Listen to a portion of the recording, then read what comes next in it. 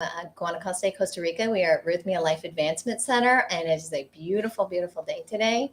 And I am here filling in for Kim Terranova. My name is Sally Farnick, and we are here today to do I Got My Miracle. And I am with the lovely Marilise. And Marilise is from Miami, and she came here to drink the medicine, and I'm going to have her tell you a little bit about her experience. So, Marilise, what inspired you to come? A breakup, actually. Oh. And continuous cycles of breakups for the same reason, which was a lack of knowledge of myself to a degree. And when I got here, or actually the journey to getting here, I had the idea to come to Rythmia before this breakup, but I was like codependent with my partner. I was like, well, I'll go if he goes. And then I was broken up with. I was actually going to move to San Francisco. We were going to move together, and he started like backing away. And I was like, okay. Obviously, I was upset about it at first, and still there are emotions that come up from it, but I released them with love. And I realized that the reason why I was continuing down this cycle of losing myself and my partner is because I hadn't truly found myself as my own partner. But I realized that after I communed with the medicine. Like I kind of had an idea about it at first, but once I took the medicine, it really came to me that like you are the love of your life. But yeah, that's basically what got me here. There was always the idea, but the breakup initiated the initiation. Okay. So doing the plant medicine and coming to Rythmia was always on your radar, or had been for a while? Yes. And then this breakup was just the catalyst. Exactly. Okay. And you said you sort of realized that the self-love was maybe lacking? You were aware of that prior to coming? Yes, but I didn't know exactly what had triggered all of that from such a young age. Okay. So do you mind sharing about your experience with the medicine and the dance of the week? Yes. So the first evening was basically the medicine poking holes around the bubble that I had created for myself. And I left feeling confused, but I felt feeling lighter the next morning. And I wasn't seeing any kind of visuals or anything, but I felt things moving inside of me and things being released. And the first time that I had purged, I was releasing feelings of unworthiness. It was very apparent that the feelings of unworthiness were just exuding my body, like leaving me. And then the next day, I then started receiving like Reiki with angels, and they were like over my body, and they were kind of just like dancing over me. And then out of nowhere, I experienced like this darker energy, and it was hands reaching out for me. And I had to pull you back, maybe, or I think it was.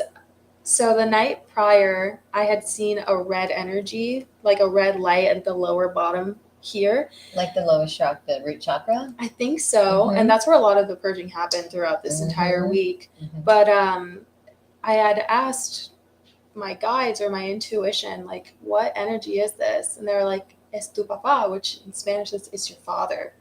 And I don't have a relationship with my father, so the energy was very unfamiliar. And I just was like, I'm not ready to go there yet. I really want to just focus on myself right now. And the next day, the hands started coming. And I was like, what is this? And they're like, es tu papá. And then I held hands with the hands that were coming out, even though it was the scariest thing for me to do in that moment. I held hands with it. And then there were more hands starting to come out afterwards. And I realized, like, once I chose to forgive my father for going down his path and not being a part of our lives, I then started forgiving not just for myself, but I started forgiving for this cycle, this lineage of, the man getting the woman pregnant, staying short term, following pleasures of the flesh, and then the woman leaving and having to do the whole caretaking, being both the masculine and the feminine caregivers. And they were my grandparents and my mom and everything. They were kind of a lot of the time in like their wounded feminine energies. So I grew up thinking that like my father didn't love me, my mom's father didn't love them, like, and it was just once I forgave for them, I was then able to realize inside of myself that there's no such thing as masculine energy being gone from you. Like your masculine energy is not outside of you in a partner. It's inside of you. Yes. And then I had connected with that. Oh, and beautiful. It felt like I came connected with my soul. Right. And then the next day, it was very interesting because I felt like I was going to go into ceremony and it was going to be this whole beautiful experience. Like I had already merged with my soul. There's nothing negative that's going to come out during this. I'm healed. And then the medicine let me know, like, well, yes, you've merged with your soul, but now it's time to go deeper and get to know yourself deeply. And I was like, I don't know myself. I don't know myself because I've been putting a lot of my energy into my partnerships, into my friendships, into strangers who come to me for advice. Like I was like, I can help fix you. Right. And I can help you like figure out your problems and help you find a trail to feeling better.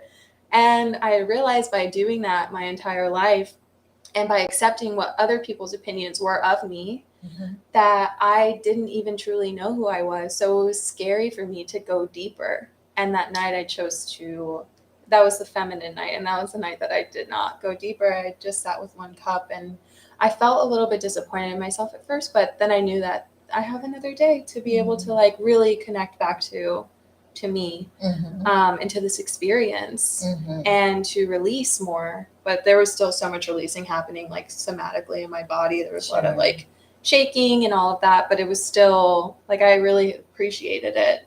And then the next day, basically,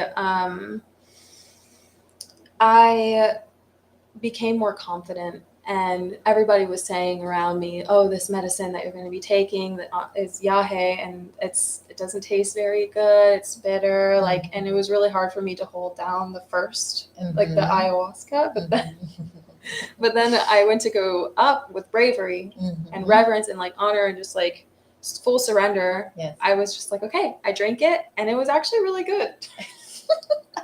I know you're laughing. One of the first, maybe. Yeah.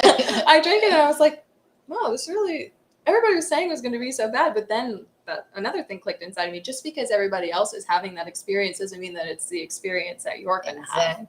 Exactly. And the medicine rewards bravery, for sure. Definitely.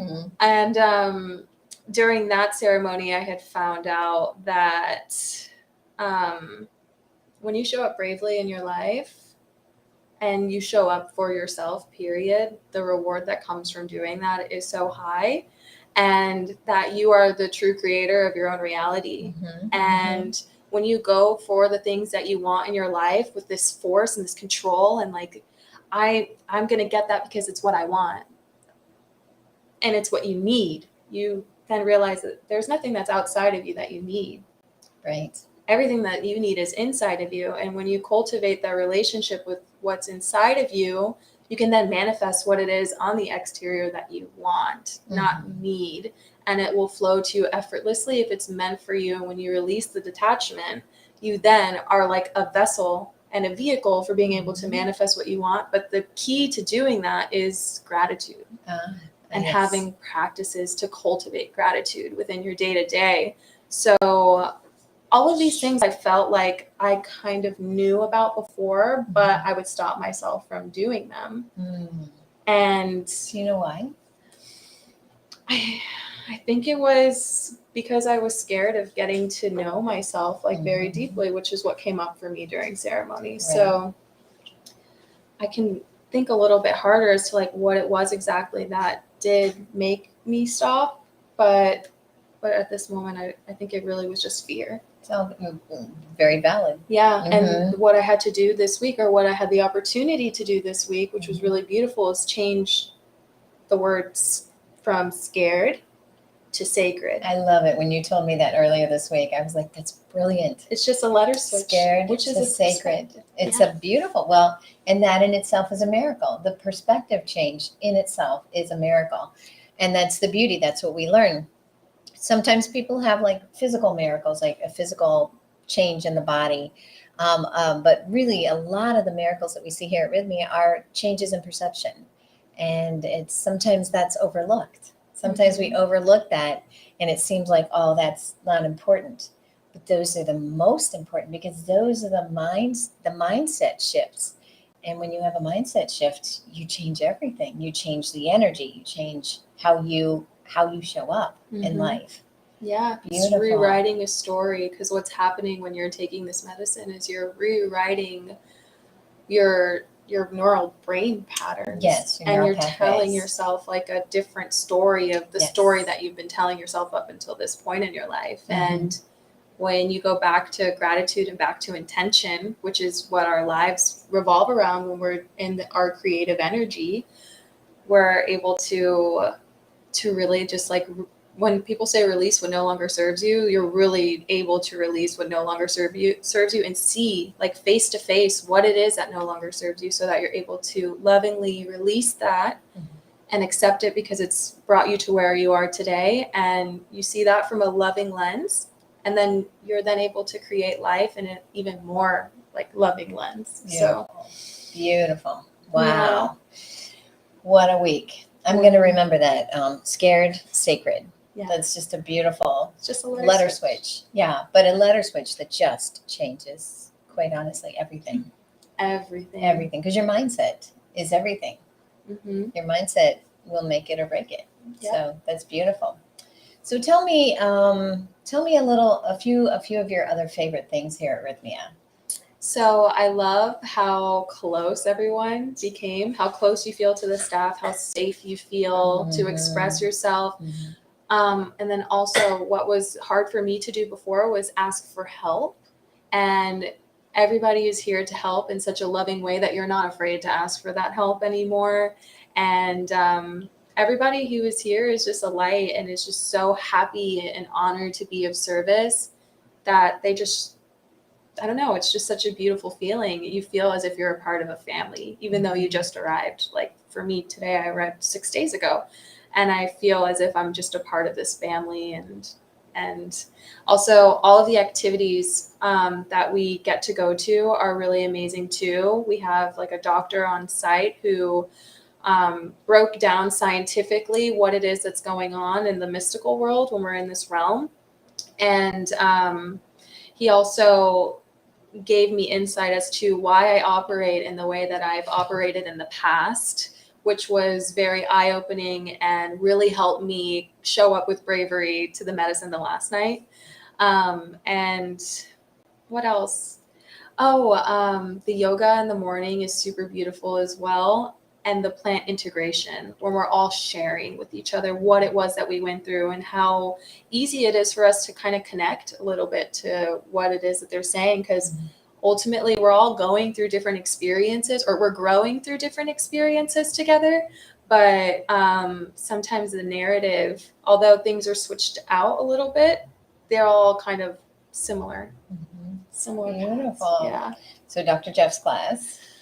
Yes. His class changes lives, I believe. Changed my life. Mine too. Dr. Jeff is pretty spectacular. This whole experience changed my life. Yeah. I mean, in the yoga and the food and the community. The food. Yeah. The community, everything, honestly. Wonderful. Well, what's any other profound things you want to share from your week? The whole entire week was profound, but also it's just like everything that they have to offer here even afterwards is really beautiful, and how they are building a community out here that's cohesive with nature and it's conscious. And I just love how they're expanding it. Like it's not just a container of Rythmia, like there are roots that are growing outside of this as well. Yep. So you come here, you get healed, you take your little light back with you, and we have little lights all around the world in different places, because we have people from all over the world here. And that's beautiful. So what would you tell somebody who's kind of on the fence, thinking about, I'm thinking about Rythmia? Obviously, you have to be called. But if you could offer any kind of encouragement or advice, what would you offer to somebody thinking about it? To somebody who's thinking about it, the reason why the thought is in your mind is because your soul is calling for you to do this work. And if you show up with bravery and honor and gratitude, and you show up to all of the classes and all the experiences that you can have here, your life will change. So if you're thinking about it, just execute and make the decision for not anyone but yourself, because it's a journey that leads you back to you, back home. So just do it. Just do it. Just do Well, it. okay, that sounds like a logo from someplace else. Well, thank you, Marilise. I so appreciate you taking the time and talking to our lovely Rythmia audience out here. Thank you all for tuning in, and thank you for healing. Thank you for healing, because you healing yourself is then in turn healing the world. And as we heal, it's just going to keep spreading and growing, and the light's going to keep shining. Mm-hmm. And thank you. I appreciate you. I had a special connection with you from the moment I met you. Mm-hmm. And I love you. I love you. Thank you all so much, and have a beautiful day. Bye. Okay.